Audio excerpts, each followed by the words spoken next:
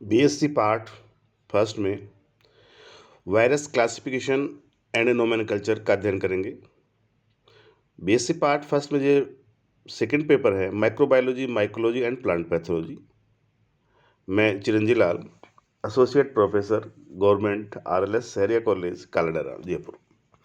जैसा कि हम पूर्व में वायरस का अध्ययन कर रहे हैं, इसी कड़ी में आज हम वायरसों का वर्गीकरण का अध्ययन करेंगे। हम जानते हैं कि वायरसों की स्थिति सजीव जगत में स्पष्ट नहीं है, फिर भी सूक्ष्म जीव विज्ञानियों द्वारा अधिक से अधिक वायरसों के बारे में जानकारी प्राप्त करके इनका वर्गीकरण आवश्यक समझा गया। विभिन्न वायरोलॉजिस्ट द्वारा समय समय पर वायरस के अनेक वर्गीकरण प्रस्तुत किए गए। इन विभिन्न वर्गीकरणों की प्रणालियों का प्रमुख विवरण निम्न प्रकार से है।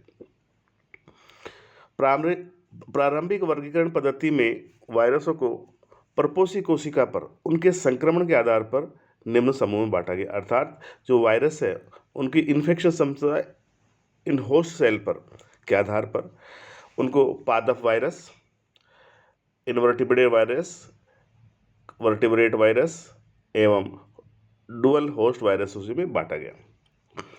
पहला जो है प्लांट वायरसेस या पादप वायरस। इस प्रकार के वायरस केवल पौधों को संक्रमित करने की क्षमता रखते हैं। परपोषी की प्रकृति के आधार पर इनको भी निम्न उपवर्गों में बांटा गया है, जैसे जीवाणु वायरस जिन्हें बैक्टीरियोफेज कहते हैं, शैवाल वायरस जिन्हें फाइकोफेज कहते हैं और निर्हरित वायरस जिन्हें साइनोफेज कहा जाता है।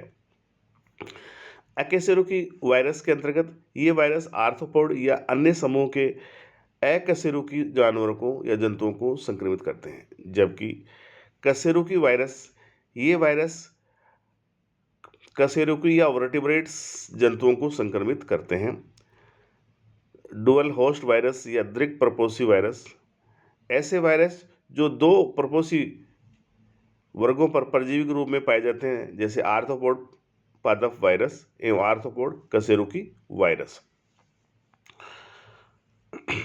होम्स 1948 ने Burgess manual of departmental bacteriology के अंतर्गत कि अपनी पुस्तक के 7वें संस्करण में वायरसों को जीवाणुओं की भांति ही सूक्ष्म जीव मानकर उनका ऑर्डर वायरल्स में स्थापित किया।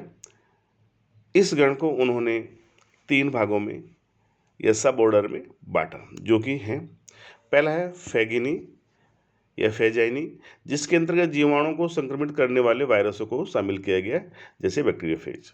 इसी तरह फाइटोफैगिनी के अंतर्गत पौधों को संक्रमित करने वाले वायरसों को शामिल किया गया, तथा जूफेगिनी जिसके अंतर्गत प्राणियों या एनिमल्स को संक्रमित करने वाले वायरसों को शामिल किया गया। उपरोक्त परंतु ऊपर दिए गए वायरस के दोनों प्रकार के वर्गीकरण पूर्ण नहीं कहे जा सकते, क्योंकि एक तो ये वायरस की जो सूक्ष्म संरचना पर आधारित नहीं है एवं इनके अतिरिक्त परपोषी के प्रकार को विशेष महत्व दिया गया है। अतः आधुनिक वर्गीकरण के अंतर्गत सर्वप्रथम 1962 में लॉफ, हार्नी एंड टोर्नियर ने वायरसों को सुव्यवस्थित वर्गीकरण प्रस्तुत किया एवं इसे बाद में संशोधित रूप प्रदान किया गया या स्वरूप प्रदान किया गया। इस वर्गीकरण को LHT वर्गीकरण तंत्र भी कहा जाता है। Provisional committee of nomenclature of virus ने 1966 में इसे मान्यता प्रदान की थी। वायरस की यह प्रणाली निम्न विशेषताओं पर आधारित थी: न्यूक्लिक अम्ल के प्रकार, वायरस की सममिति, वायरस का अणुभार, वायरस की प्रकृति, वायरस का साइज, न्यूक्लियोकैप्सिड के चारों ओर आवरण की उपस्थिति या अनुपस्थिति, कुंडलित न्यूक्लियोइड्स की व्यास, कैप्सिड में कैप्सोमेर की संख्या, न्यूक्लियोलस के कुंडलन का व्यास, इंट्रासेलुलर मल्टीप्लिकेशन और process of virus transmission.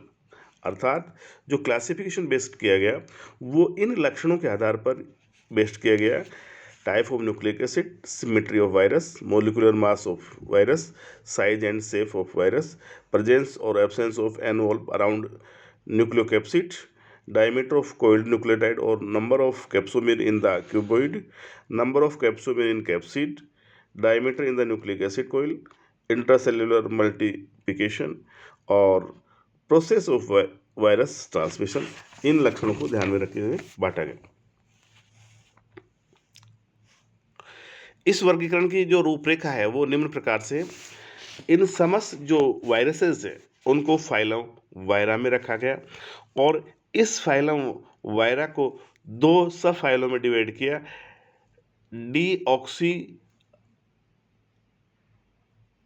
Deoxy vice वायरा अर्थात डीएनए युक्त वायरस, सब phylum deoxy वायरा virus containing DNA, तथा राइबा वायरा डी आरएनए युक्त वायरस अर्थात राइबा वायरा के अंतर्गत वायरस कंटेनिंग आरए को रखा गया। इसी तरह के पुनः इसको देखा गया तो जो डीऑक्सी वायरा है इसके अंतर्गत जो क्लासेस बनाएगी, डीऑक्सी हेलिका जिसमें डीएनए युक्त कुंडलित वायरस माने गए, तो इसे ऑर्डर कीटोवायरल्स के अंतर्गत रखा गया। इसी तरीके से डीऑक्सी क्यूबा, इसको डीएनए युक्त जो वायरस थे वो इस क्लास में रखे गए, तथा हैप्लोवायरल्स के अंदर ऑर्डर 1 हैप्लोवायरल्स और दूसरा पेलोवायरस क्लास डीऑक्सी क्यूबा के अंतर्गत बनाए गए। इसी तरीके से जो डीऑक्सी वायरा सब फाइलम है उसमें जो तीसरी क्लास है डीऑक्सी बाइनेटा बनाया गया जिसमें डीएनए कंटेनिंग रोड वायरस पाए जाते हैं, तथा इसमें ऑर्डर यूरोवायरल्स जिसके अंतर्गत विदाउट एनवोल्व वाले वायरस को इंक्लूडेड किया गया। जबकि राइबोवायरा अर्थात आरएनए युक्त जो वायरस थे उनको राइबोवायरा जो फाइलम थी उसके अंतर्गत रखा गया था, सब फाइलम के अंतर्गत, और इस राइबोवायरा को निम्न प्रकार से पुनः डिवाइडेड किया गया। पहली जो क्लास से बनाई गई थी राइबो हेलिका बनाई गई जिसके अंतर्गत आरएनए कंटेनिंग कोविड वायरस, जबकि दूसरी क्लास राइबो क्यूबिका जो आरएनए कंटेनिंग कोविड वायरस पाए जाते हैं।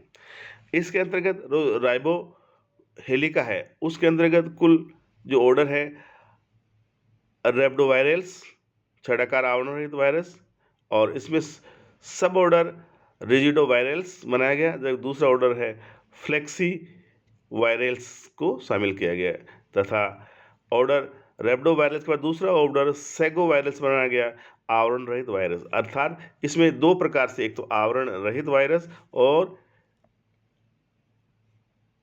आवरण रहित वायरस शामिल किया गया, अर्थात विदाउट एनवॉल्व रोड शेप्ड, और ये आपका है एनवॉल्व कंटेनिंग वायरस आवरण सहित वायरस। इसी तरीके से जो राइबोक्यूबिका की जो ऑर्डर है वो है जिम्नोवायरल्स जिसमें विदाउट एनवॉल्व वाले मेंबर शामिल किए गए, तथा टेगोवायरस के अंतर्गत एनवॉल्व प्रेजेंट वाले वायरसेस को सम्मिलित किया गया। इसी क्रम में कुछ वैज्ञानिकों जैसे शेरवुड गजाने एंड जोनाथन किंग ने 1975 में वायरसों की जो जीनोम प्रकृति है उस और आवरण की उपस्थिति अनुपस्थिति तथा सममिति के आधार पर निम्न प्रकार से इनको वर्गीकृत किया।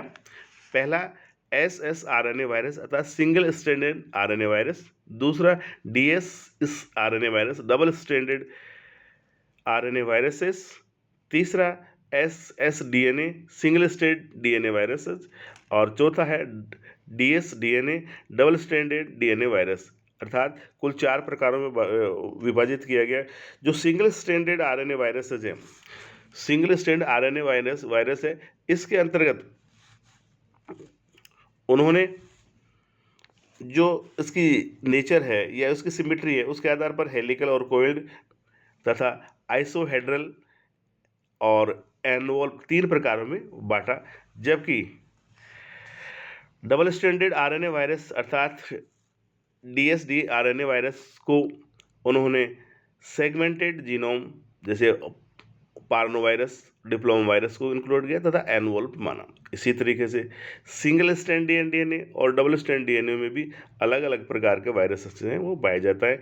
सिंगल स्ट्रैंड जो डीएनए वायरस है इसके अंतर्गत जैसे बैक्टीरियोफेज है वो सम्मिलित किए गए हैं, जबकि डबल स्ट्रैंडेड वायरस है उसके अंतर्गत इकोलाई फेस वायरस भी और एडिनोवायरस आदि इसके अंतर्गत शामिल किए गए हैं। इसी तरीके से जब हम क्लासिफिकेशन ऑफ वायरसेस के अंतर्गत आते हैं, तो क्लासिफिकेशन ऑफ प्लांट्स की जब बात करते हैं तो सब committee format under international committee of nomenclature 1966 have classified plant virus in 16 groups. अर्थात अंतर्राष्ट्रीय स्तर पर जो कमेटी है उसने 1966 में वायरसेस को 16 सब ग्रुपों में और 4 मोनोटिपिक ग्रुप में सम्मिलित किया। दीज आर एज फॉलोज, ये निम्न प्रकार से हैं। जैसे tobra virus group, potex virus group, poty virus group, टिम्नो वायरस ग्रुप, टाइमे वायरस ग्रुप, अल्फाला mosaic virus, nepo viruses, tombus virus group, tobacco necrosis virus group, tobamo virus group, carla virus group, cucumo virus group, bromo virus group, caulimo virus group, pea enation mosaic virus group, tomato spotted wilt virus group, 16वां है como virus group. इस प्रकार से उन्होंने कुल 16 groups में plant viruses को divided किया। इसी कड़ी में जब international committee of taxonomy of वायरसों ने आईसीटीवी ने 2013 में वायरसों को 7 ऑर्डर में रखा है। Caudovirales, herpes virales, ligamenvirales, mononega virales, nido virales, picorna virales और टाइमो वायरल्स। इन सब के जो इस इंटरनेशनल कमेटी ने जो नियम बनाए, उन नियमों के अंतर्गत ये देखा गया कि जो सफिक्स है इनके आगे नाम के अंत में लगाने चाहिए। जब हम वायरसों के ऑर्डर बनाने हैं तो ऑर्डर के अंत में वायरल्स आना चाहिए, और फैमिली के में विरिडी और सब फैमिली में विरिनी तथा जीनस में वायरस और स्पीसीज में वायरस आता। वर्तमान समय में जो वायरसेज है उनको 103 फैमिली में, 42 सब फैमिलीज में और 455 जेनेरा में सम्मिलित डिवाइडेड किया गया तथा 2827 स्पेसीज में बांटा गया है। जबकि अभी कुछ और स्पेसीज है वो divided 4000 species yet to be classified, 4000 के आसपास ये विभाजित होना बाकी है। अब हम आते हैं प्लांट नोमेनकल्चर, पादप नामकरण। Binomial nomenclature is not useful for nomenclature of virus. International Committee of Virus Nomenclature has given a new system for naming virus. According to this, अर्थात जो द्विनाम पद्धति है वो वायरसों के लिए उपयुक्त नहीं मानी गई। अतः जो international committee of nomenclature of viruses है उसने के अनुसार वायरसों के 2 नाम होते हैं। पहला जो नाम है वो common name of the virus माना, तथा सेकंड है स्ट्रक्चर ऑफ वायरस अर्थात जिसके अंतर्गत containing the coded information about the virus. तो वायरसों के जो नामकरण के लिए 2 नाम हैं। जो सेकंड पार्ट है उसे क्रिप्टोग्राम कहते हैं। The common name of virus अर्थात जो first part does not change, where is the second part cryptogram can be change. अर्थात जो पहला भाग है वो चेंज नहीं होता जबकि दूसरा भाग को चेंज किया जाता है। जो सेकेंड पार्ट है cryptogram has 4 pairs of structure which are as follows. अर्थात इसमें 4 प्रकार के पेयर्स होते हैं। जो फर्स्ट पेयर होता है, जैसे हम इसमें नोमेनकल्चर में देखें, ये आपका नाम है R/1 2/5 EESS, ये 4 पेयर्स है। तो जो फर्स्ट पेयर है वो क्या इंडिकेट करता है? First pair types and stand for of nucleic acid के बारे में बताता है, जो कि जैसे सिंगल स्टैंड है तो सिंगल स्टैंड है और आपका किस प्रकार का स्टैंडर्ड है। दूसरा है molecular mass weight of the nucleic acid presenting of nucleic acid in viruses. अर्थात molecular weight of a nucleic acid जो प्रेजेंट होता है। थर्ड पेयर है साइज ऑफ वायरस और साइज ऑफ न्यूक्लियोप्रोटीन होती है। फोर्थ पेयर में type of host cell vectors, transmission of vector के बारे में होता है। According to above classification cryptogram can be represented, इसको इस निम्न प्रकार से प्रदर्शित कर सकते हैं। जैसे फर्स्ट पेयर आर, इसमें देखेंगे R/1, तो जो आर है वो न्यूक्लिक एसिड आरएनए को रिप्रेजेंटेड कर रहा था, सिंगल स्ट्रैंड होता है। जबकि सेकंड पेयर जैसे 2 लिखा है तो ये न्यूक्लिक एसिड मोलिकुलर मास होता है। थर्ड पेयर लॉन्ग वेन्स और न्यूक्लियोप्रोटीन होता है। फोर्थ पेयर सीडेड प्लांट के लिए है, तथा जैसे स्पर्मोपाइटा कहते थे ट्रांसमिशन थ्रू जूस सिंकिंग। इसी तरीके से हम अगर कोई ऐसे एस एस लिखा हुआ है, अगर S A हो तो transmission of viruses by air, और लास्ट में जैसे चौथे में S/O हो, O का मतलब होता है बिना वेक्टर के या बिना वाहक के वायरसों का ट्रांसमिशन होता है। तो इस प्रकार से हम देखते हैं कि जो वायरस हैं उनका वर्गीकरण और उनका नामकरण किया जाता है।